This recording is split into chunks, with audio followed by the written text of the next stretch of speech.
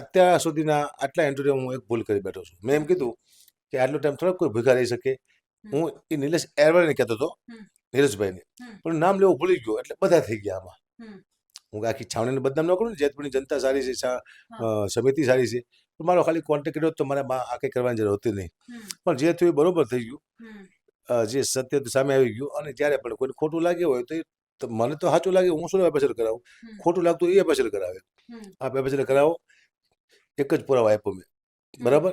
અને હજી સમિતિ મારી પાસે આવ્યો તો હજી હું ઘણું બધું કહી શકું છું કે જે આટલું મારી પાસે છે નિલેશ એરવાળાને ખોટું સાબિત કરવામાં. મારે તો એક જસ્ટ જોઈ છે.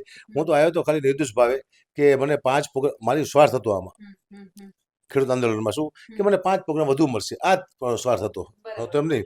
પણ આ તો આ લોકોએ ભેગા થઈને અવરું પાડી દીધું અમારા આજકાલને બીજું મારી સાથે. કાંઈ વાંધો નહીં, હું સત્ય છું, સત્ય સાબિત કરી રહીશું. અને હજી સમિતિ આવે તો હજી ઘણું બધું આપી શકું છું ને હું.